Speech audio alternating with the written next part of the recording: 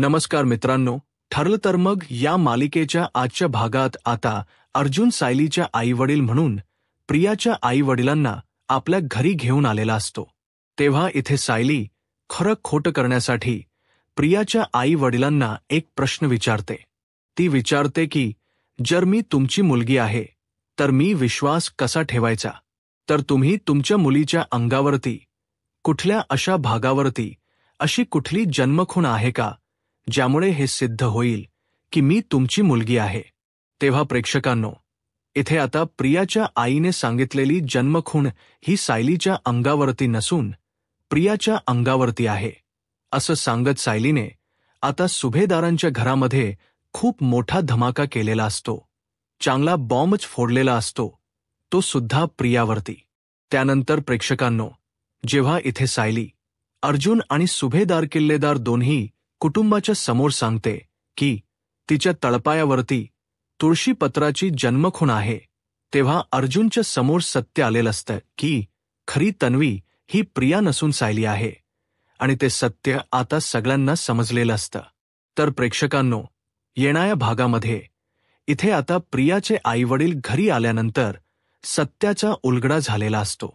तब्बल 2.5 वर्ष सायली आता सुभेदारांच्या घरामध्ये राहत असते, पण तरीसुद्धा ती नवी असल्याचं कुणालाही कळलेलं नसतं. पण इथे जेव्हा प्रियाचे आईवडील सुभेदारांच्या घरी येतात तेव्हा खरीत नवी ही सायली असल्याचं सत्य आता सगळ्यांच्या समोर आलेलं असतं आणि प्रियाच भांड तब्बल 2.5 वर्षांनी फुटलेलं असतं. त्यानंतर प्रेक्षकांनो, प्रियाची हक्कलपट्टी ही आता घरातून बाहेर झालेली असते. तर प्रेक्षकांनो, येणाऱ्या भागामध्ये कशा पद्धतीने या गोष्टी पुढे घडत जातात आपण सविस्तरपणे बघूया. प्रेक्षकांनो, आपण बघितलं इथे अर्जुन श्रद्धा टेलर्सकडे पोहोचलेला असतो. त्याने तिथे साडीचा ड्रेस आपल्या बायकोसाठी शिवायला सांगितलेला असतो. तेव्हा इथे सदाशिव लोखंडे यांना अर्जुन विचारतो की तुम्ही ड्रेसचे किती घेणार, किती पैसे घेता तुम्ही ड्रेस शिवायचे? तेव्हा इथे सदाशिव लोखंडे पैशांचा लालची असल्यामुळे आणि अर्जुनला बघितल्यानंतर ही आता पार्टी मालदार असल्याचं त्याला समजतं. तेव्हा तो म्हणतो की याला काही माहिती नसेल की बाबा लेडीज ड्रेसेसचे किती पैसे घेतले जातात, याला कुठे काय माहिती असेल. तेव्हा इथे सदाशिव लोखंडे आता त्याचाच गैरफायदा घेतो आणि अर्जुनला म्हणतो की एका ड्रेसचे 2,000 रुपये होतील. तुम्हाला कधीपर्यंत ड्रेस हवाय? अर्जुन म्हणतो, मला लवकरच हवाय, तुम्ही कधीपर्यंत द्याल? तेव्हा इथे सदाशिव लोखंडे म्हणतात की गुरुवारी या आणि तुमचा ड्रेस घेऊन जा. अर्जुन म्हणतो, गुरुवारी नाही, नको नको, त्याला खूप दिवस होतात, मला तर उद्याच हवा होता. माझ्या बायकोला मला सरप्राईज द्यायचं आहे, तुम्ही उद्यापर्यंत मला ड्रेस द्या ना प्लीज. तेव्हा सदाशिव लोखंडे म्हणतो, हे बघा, आता तुम्हाला जर उद्याच ड्रेस हवा असेल तर एक काम करा, तुम्ही मला जरा जास्त पैसे द्या, म्हणजे मी उद्याच तुमचा ड्रेस शिवून रेडी ठेवतो. अर्जुन म्हणतो की ठीक आहे, मी तुम्हाला जास्त पैसे देईन. तो म्हणतो, ॲडव्हान्स द्या, 500 रुपये ॲडव्हान्स द्या ना मला. तेव्हा अर्जुन म्हणतो, 500 नाही, तुम्ही 1000 रुपये ॲडव्हान्स ठेवा आणि उद्या मी जेव्हा ड्रेस घेऊन जाईन ना तेव्हा उरलेले सगळे पैसे मी तुम्हाला परत करेन. म्हणजे प्रेक्षकांनो, इथे प्रियाचे वडील इतके लालची की एका ड्रेसची शिलाई त्यांनी 3,000 रुपये घेतलेले असते. त्यानंतर प्रेक्षकांनो, अर्जुन तिथून जेव्हा बाहेर पडत असतो तेव्हा नागराजने फोन करून आता इथे सुमनला विचारायला सांगितलेलं असतं. अर्जुनला फोन कर आणि विचार की तो पोहोचला का तिथे, त्याला तो श्रद्धा टेलर भेटला का हे सगळं विचारायला हवं, आपण पत्ता दिलाय ना त्याला. तेव्हा सुमन म्हणते, अहो आता पत्ता दिलाय ना, अर्जुन काय लहान आहे का, तो जाईल ना तिथे. नागराज म्हणतो, फोन कर आणि विचार अर्जुन तिथून जाऊन आला का ते. तेव्हा इथे आता सुमन फोन करते. तेव्हा अर्जुन सांगतो की मी आत्ताच तिथून बाहेर पडलेलो आहे असं सांगितलं जातं प्रेक्षकांनो. आणि अर्जुनला या गोष्टीचा आनंद असतो की चला, उद्या मी माझ्या बायकोला तिच्या मानलेल्या आईच्या साडीचा ड्रेस आता गिफ्ट म्हणून देणार आहे. तिला सरप्राईज म्हणून देणार आहे. त्याच्या अर्जुनला आनंद असतोच. आणि प्रेक्षकांनो, आता अर्जुन तिथे गेलेला असतो. पण जो घरामध्ये फॅमिली फोटो लागलेला असतो आणि त्याच्यामध्ये जो प्रियाचा चेहरा असतो, अर्जुनला तो दिसत नाही. तेव्हा काही अर्जुन तो बघत नाही. त्यानंतर प्रेक्षकांनो, इथे आता वेगळाच ट्रॅक सुरू आहे. अश्विन आणि प्रिया दोघांना घरामध्ये यायचंय. प्रियाने अश्विनला भडकवलेलं असतं की सुभेदारांच्या प्रॉपर्टीमध्ये मला इंटरेस्ट नाहीये. पण अर्जुन आणि सायली यांनी खूपच हुशारीने आपल्या दोघांना घरातून बाहेर काढले आणि सगळ्या प्रॉपर्टीवरती दोघे जण आता फणा काढून बसलेले आहेत. तेव्हा काही झालं ना, अश्विन तू त्या घरचा मुलगा आहेस आणि मी त्या घरची सून आहे. आपल्याला सुद्धा आपला अधिकार हक्क मिळायला नको का? सगळं का म्हणून त्या अर्जुन सायलीला द्यायचं? आपण ती सायली आहे ना, पैशांची खूप लालची आहे, तुला माहिती नाहीये. गोड गोड बोलते ते आणि सगळं स्वतःच्या ताब्यात ठेवायला बघते. बघितलंस ना, आता सुद्धा सतर आपली आई आई म्हणून आईंच्या समोर जाते, बाबा बाबा करते, पूर्णाजीच्या समोर जाते. तिने गोड गोड बोलून सगळ्यांना आपल्या मुठीमध्ये ठेवल्या. म्हणून अश्विन, आपण सुद्धा एक काम करूया. आपण आता आपल्या हक्काच्या घरी जायचं आणि जर त्यांनी आपल्याला घरामध्ये घ्यायला नकार दिला ना, तर आपण कायद्याने आपला अधिकार मागायचा. चालेल ना तुला? तेव्हा इथे अश्विन आता प्रियाच बोलणं ऐकतो. अश्विन हलक्या कानाचा असल्यामुळे तो लगेचच तिच्या बोलण्यात येतो आणि म्हणतो, ठीक आहे, आपण जाऊया आता आपल्या हक्काच्या घरी. आणि तो आपला अधिकार हक्क मागायला येतो. सगळे सुभेदार आता तिच्या विरोधात असतात. अश्विनला म्हणतात की तू घरामध्ये ये, हे घर तुझं आहे. पण ह्या मुलीला बाहेरच ठेवायचं आणि अश्विन म्हणतो की ती माझी बायको आहे. कायद्याने तिला निर्दोष सिद्ध केले, त्याच्यामुळे ती आता या घरामध्ये मानाने माझी बायको म्हणून येणार. मला माझा हक्क अधिकार हवाय. तेव्हा सायलीला आणि बाकीच्या सगळ्यांना कळतं की हे अश्विनचे शब्द नाहीयेत, हे सगळे शब्द प्रेक्षकांनो प्रियाचे आहेत. कारण तिनेच त्याच्या कानामध्ये हे सगळे शब्द भरवलेत. आणि त्या पद्धतीने आता चावी मारल्यासारखं इथे अश्विन सगळं बोलत असतो. तेव्हा इथे सायली म्हणते की प्रिया, हे सगळे शब्द तुझे आहेत ना? अश्विन भाऊजी कधीच हक्क अधिकाराच्या गोष्टी करत नव्हते, पण तुझ्यामुळेच ते आता हे सगळं बोलतायत. तेव्हा इथे अश्विन वकिलांना घेऊनच आलेला असतो. तो म्हणतो की हे बघा डॅड, आता हे आहेत प्रॉपर्टीचे पेपर. तुम्ही एक काम करा, मला मानाने आणि माझ्या बायकोला या घरामध्ये घ्या, नाहीतर मग या प्रॉपर्टीचे हिस्से करा. माझ्या वाटणीचा जो काही हिस्सा असेल तो मला देऊन टाका. मला तुमच्या दोघांचं काही नकोय, फक्त माझ्या वाटणीच जे काही असेल ना ते मला द्या. मी इथून निघून जातो आणि कायमच्या तुमच्याबरोबर संबंध तोडतो. तेव्हा इथे प्रताप काकांना आता काय करावं काही कळत नसतं. आतापर्यंत कुणीही त्या घरामध्ये हक्काच्या आणि वाटणीच्या गोष्टी केल्या नव्हत्या. मग आता अश्विनच असा का करतोय? तर प्रिया करतोय. तेव्हा इथे सायली म्हणत असते की थांबा बाबा थांबा, तुम्हाला अश्विन भाऊजी तुमचा हक्क आणि अधिकारच हवाय ना, मग या आता या मुलीला घरामध्ये घेऊन या. तुम्ही जर आता तुमच्या घराच वाटोळच करायचं ठेवले तर मी तरी काय करू? तेव्हा प्रेक्षकांनो, इथे सायली म्हणते, बाबा तुम्हाला इथे धर्मसंकटामध्ये पडायची गरज नाहीये. अश्विन भाऊजींना या घरामध्ये यायचं असेल तर येऊ दे.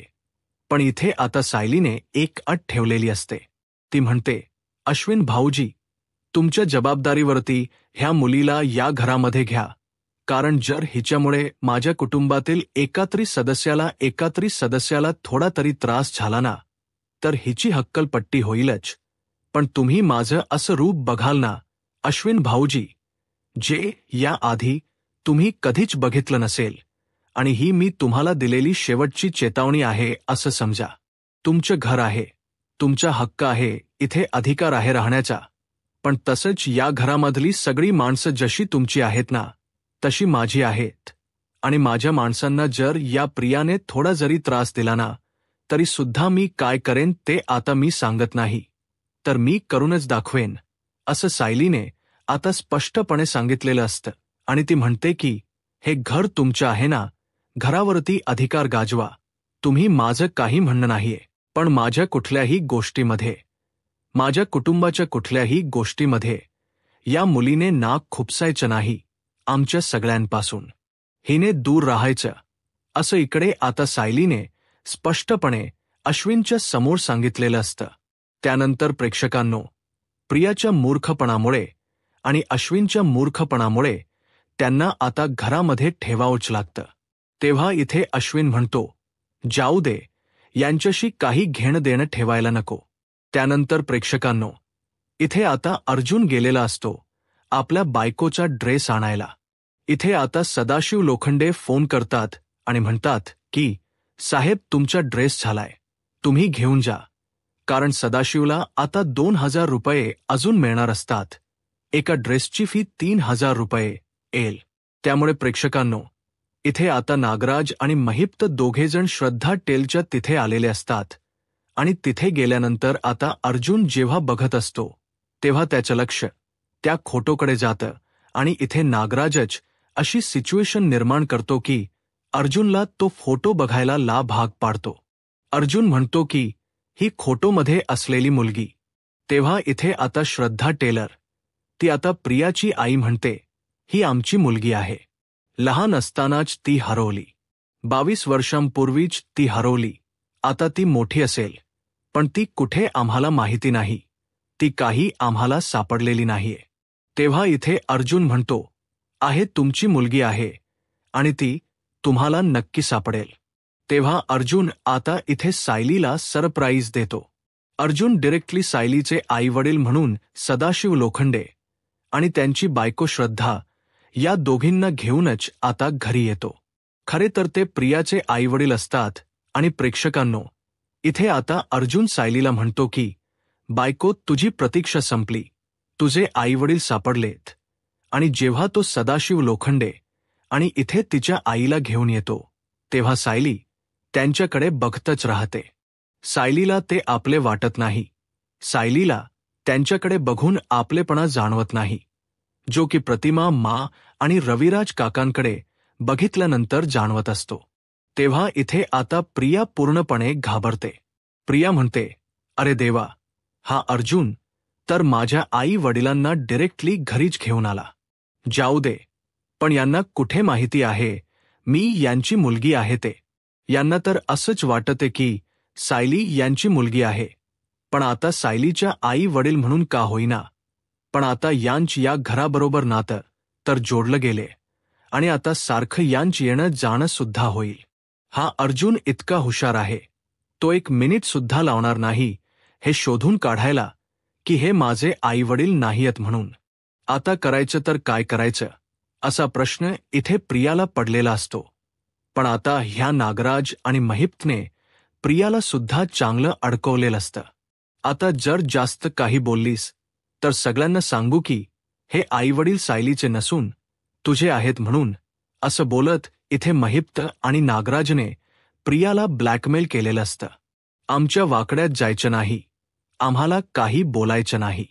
जेलमधून तर तू बाहेर पडलीस, पण तुला सुखाने जगू देणार नाही, असे इथे नागराजने प्रियाला सांगितलेलं असतं.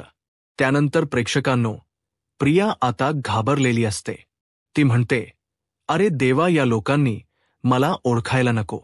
तेव्हा प्रेक्षकांनो, इथे आता प्रतिमा आणि रविराज काका सुद्धा आलेले असतात.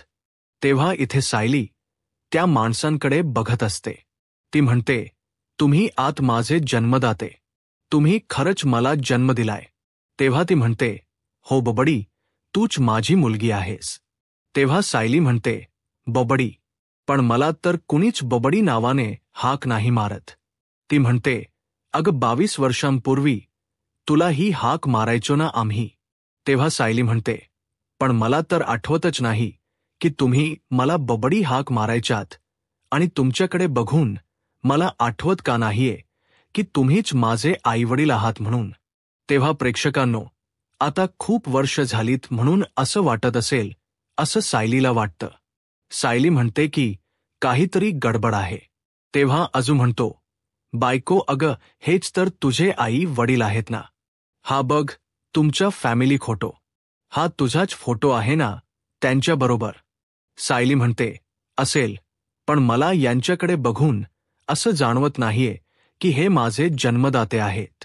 तेव्हा सायली म्हणते, बरं ठीक आहे, मी जर तुमची मुलगी असं तुमचं म्हणणं आहे आणि मलाही बघायचं की तुम्ही माझे आईवडील आहात की नाही, मग तुम्ही मला सांगा ना की तुमच्या मुलीच्या अंगावरती किंवा कुठे शरीराच्या कुठल्याही भागावरती अशी कुठली जन्मखून होती का, ते सांगा ना. तेव्हा प्रेक्षकांनो, इथे आता अर्जुन तिच्याकडे बघतच राहतो. अर्जुन म्हणतो, जन्मखुनेबद्दल सायलीने का बरं विचारलं असेल. तेव्हा इथे आता प्रियाची आई म्हणते, हो हो, आमच्या मुलीच्या अंगावरती जन्मखून म्हणजे तिच्या पाठीमागे इथे एक तीळ होता. तीळ होता पाठीवरती, तिच्या पायावरती एक तीळ होता. आता जन्मखून अशी प्रियाची काहीच नसते. पण आता 5-6 वर्षांची असताना जे काही अंगावरती तीळ वगैरे होता, हे आता तिची आई सांगत असते. तेव्हा इथे सायली म्हणते, हेच हेच हेच मला तुम्हाला सगळ्यांना सांगायचं आहे की हे माझे आईवडील नाहीच आहेत. कारण जर माझे आईवडील असते तर माझ्या अंगावरती नेमकी जन्मखून आहे कुठे हे त्यांना बरोबर माहिती असतं. पण यांना तर काही माहितीच नाहीये. तेव्हा इथे आता घर बघून, तिकडची श्रीमंती बघून प्रियाचे आईवडील भारावलेले असतात. त्यांना आता काही करून सायलीला आपली मुलगी बनवायचंच असतं. प्रियाची आई म्हणते, नाही बाळा, अगं तूच माझी मुलगी आहेस, असं काय करतेस माझी बबडी. तेव्हा सायली म्हणते, पण ते मग सांगा ना माझ्याकडे कुठे बरं जन्मखून आहे ते. तुम्हाला माहिती हवीय ना. तुम्ही मला जर जन्म दिलाय तर ही गोष्ट तुम्हाला माहितीच हवी. चांगली 5-6 वर्षांपर्यंत तर मी तुमच्या बरोबरच होते ना. तेव्हा इकडे सायली म्हणत असते, सांगा कुठे माझ्या इथे जन्मखून. तेव्हा प्रेक्षकांनो, इथे सायली म्हणते की ऐका सगळ्यांनी, अर्जुन सर, माझ्या तळपायावरती तुळशीपत्राची खूण आहे आणि ही जन्मखूण आहे. माझ्या जन्मापासूनच ही तुळशीपत्राची खूण माझ्या तळपायावरती आहे आणि त्याबद्दल माझ्या जन्मदात्या आईलाच जर माहिती नाहीये तर मी यांच्यावरती विश्वास कसा ठेवू की हे माझे आईवडील आहेत म्हणून. त्यांना माझ्या तळपायावरच्या तुळशीपत्राबद्दल काहीच माहिती नाहीये. आणि जेव्हा प्रेक्षकांनो, इथे सायली आता सगळ्यांसमोर आपल्या तळपायावरची तुळशीपत्राची जन्मखूण दाखवते, तेव्हा इथे सगळ्यांना कळतं की सायलीच्या तळपायावरती तुळशीपत्राची खूण ती सुद्धा जन्मखूण. तेव्हा अर्जुन म्हणतो, अच्छा, म्हणजे खरी तन्वी सायली आहे, प्रिया नाही. म्हणूनच प्रियाने स्वतःच आणि सायलीच दोघींचेही गाठोड आश्रमामधून पळून आणलं. याचा अर्थ खरी तन्वी सायली आहे, प्रिया एक फ्रॉड मुलगी आहे आणि अर्जुनच्या समोर प्रिया तन्वी नसल्याचं सत्य आलेलं असतं. त्यामुळे प्रेक्षकांनो, इथे आता प्रियाचे आईवडील सुभेदारांच्या घरी आल्यामुळे इथे आता खूप मोठ्या सत्याचा उलगडा झालेला असतो. 2.5 वर्षाचं कोड 1 मिनिटामध्ये सायलीने सोडवलेलं असतं. आता पुढे काय होईल हे पाहायला आत्ताच माझा महाराष्ट्र या यूट्यूब चॅनलला सबस्क्राईब करा. धन्यवाद.